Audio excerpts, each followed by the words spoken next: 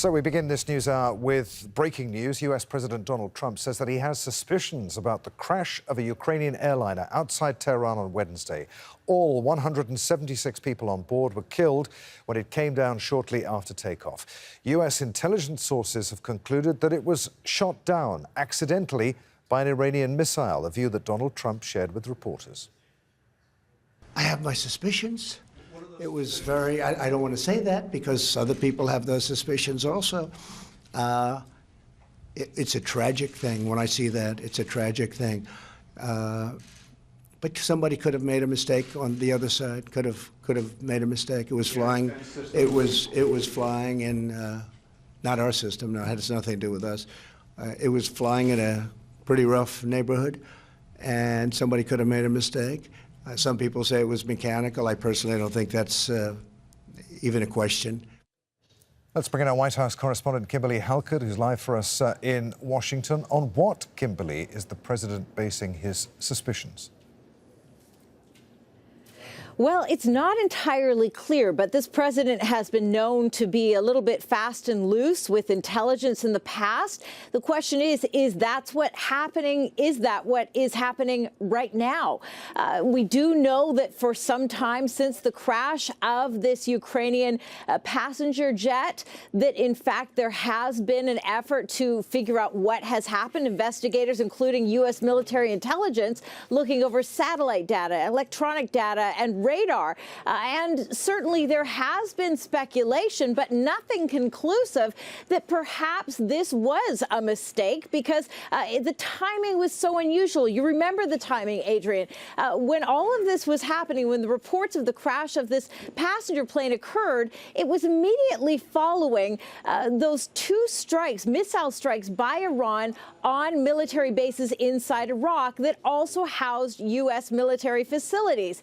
It would be very reasonable, given the U.S. president's rhetoric at the time, the promise to strike back at Iran if it targeted U.S. interests, that Iran would think that perhaps it was under attack. We do know that, in fact, Diego Garcia, the base in the Indian Ocean, where the U.S. had sent B-52 bombers, it's entirely reasonable to speculate on the part of Iran that perhaps those were flying in the air. The question becomes now, were they mistaken? Was this passenger jet mistaken for potential bombers over Tehran? That's the question that needs to be examined. And again, the U.S. president certainly insinuating that Iran may have been the cause of this crash. Kimberly, stay with us, because there's something else I want to ask you on a different topic in a few moments. For the moment, many thanks. Iranian officials have issued strong denials that they were responsible for the downing of that jet. Al Jazeera's Dorsa Jabari is on the line now from Tehran. What are they saying, Dorsa?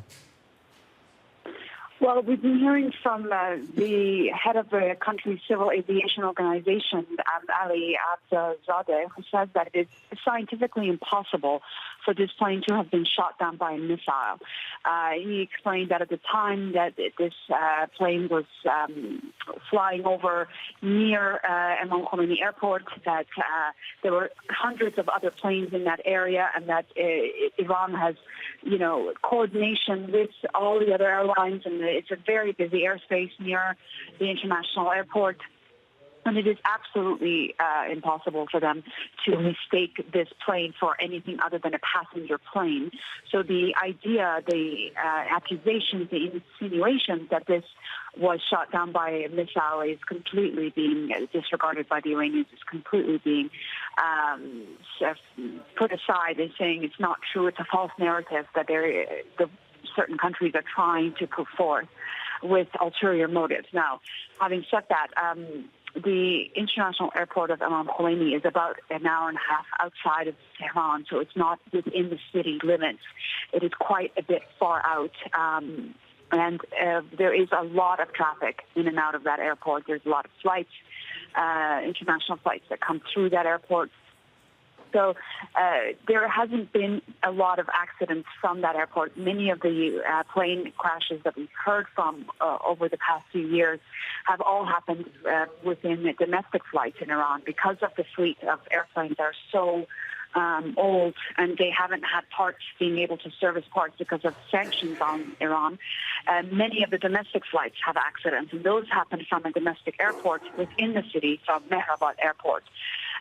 But the international airport, the Imam Khomeini Airport, was built a few years ago. It's a fairly new airport, and it's very well equipped. I've traveled through it many times, and it's always been, working functionally, operationally. There's never been any issues. But this is very, very unlikely that this was very, very difficult to absorb, this news that this plane just crashed.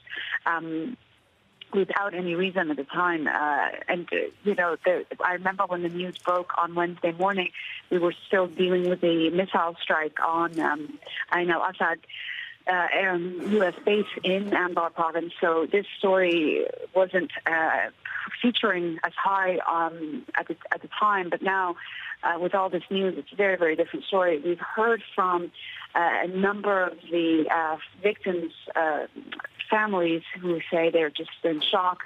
Many of them had dual nationalities. They were Canadian, Iranians. That is why we've heard from the Canadian Prime Minister, Justin Trudeau.